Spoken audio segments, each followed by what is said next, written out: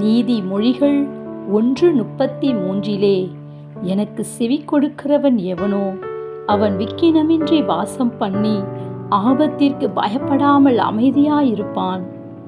இன்றைக்கும் கர்த்தருடைய சத்தத்திற்கு நாம் செவி கொடாமல் கீழ்ப்படியாமல் இருக்கும் பொழுது நாம் பாவம் செய்கிறவர்களாயிருக்கிறோம். வேதத்திலும் கூட ராஜாவாகிய சவுல் கர்த்தருடைய வார்த்தையை புறக்கணித்ததினாலே ராஜ பதவி பறிபோனது. இன்றைக்கும் கர்த்தருடைய வார்த்தைக்கு நாம் செவி கொடாமல் போனால் நம்முடைய நன்மைகளையும் நாம் இழந்து கொண்டிருக்கிறவர்களாய் இருக்கிறோம். ஆனால் செவி கொடுக்கும் பொழுது நாம் விக்கினமின்றி வாசம் பண்ணி ஆபத்திற்கு பயப்படாமல் அமைதியாயிருப்போம். என் வாசற்படியிலே நித்தம் விழித்திருந்து என் கதவு நிலையருகே காத்திருந்து எனக்கு செவி கொடுக்கிற மனுஷன் பாக்கியவான். Have a nice day. God bless you.